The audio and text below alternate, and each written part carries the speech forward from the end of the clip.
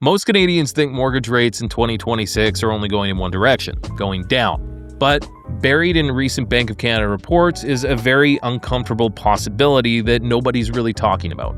If inflation reaccelerates in the wrong places, the Bank of Canada could actually raise rates again by the end of 2026. And if you're on a variable rate or planning to buy soon, this is the nightmare scenario you need to understand before it catches you off guard, because you don't want to go through what everyone just went through where prime went up by, 4%. Not to panic you, but to prepare you, we're going to deep dive into this. Let's start with the story most people are hearing. The consensus view is that the Bank of Canada is going to hold steady on rates, which they did at their most recent meeting today, right? Inflation is cooling, growth is slowing, and after the chaos of the last few years, stability feels well-deserved.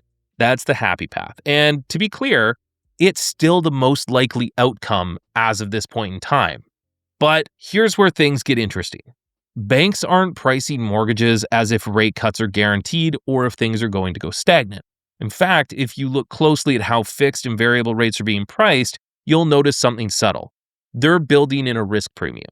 Why? Because while inflation is down overall, it's heating up in very specific places. This is the part that headlines have been skipping. Shelter costs are still very elevated. Services inflation hasn't come down the way goods inflation has. And wage growth, especially in certain sectors, is proving sticky. That puts the Bank of Canada into a relatively tough position. If inflation starts reaccelerating even modestly, they don't have the luxury of ignoring it. That's why some economists are quietly flagging the risk of a 0.25 or a 0.5% hike later in 2026. Not because it's likely, but because it's plausible and could possibly happen. Let's talk real-world impact here. If you have a $500,000 mortgage on a variable rate, a 0.5% increase means that your payments are going to jump roughly $140 to $150 a month. That's not catastrophic, but it's not nothing either, especially if you're already feeling stretched. And this is where people get caught. They assume variable is safe enough without building any protection around it. So let me be clear about what this doesn't mean. This is not a panic and lock in at all costs video.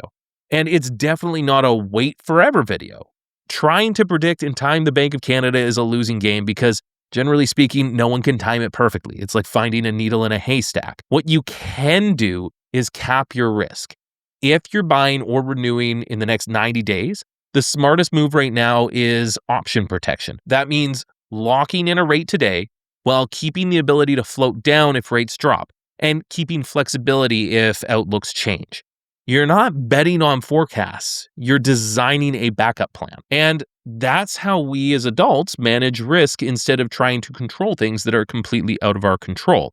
You can't control inflation. You can't control the Bank of Canada, but you can control how exposed you are to when the unexpected inevitably happens.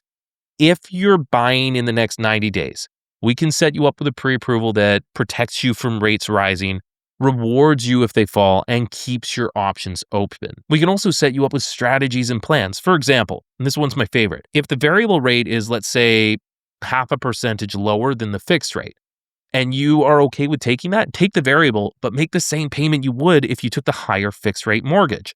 For one, if prime goes up, who cares? You're already making that payment. For two, if prime doesn't go up, well, now you're paying your mortgage down faster and building equity faster so that when you come up for renewal, you have a lower balance, shorter amortization, saves you thousands of dollars in interest. And if you're truly afraid of variables but also questioning should you take them because they're lower, I have built a tool that can help you understand what different rate increases or decreases could do to you and how you can understand what works better for your family. I'll make sure to put a link for that down in the description below.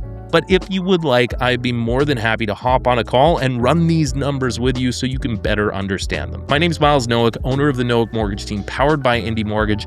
And as mentioned, there's a link below where you can book a call with my team, explore the tools that can help you.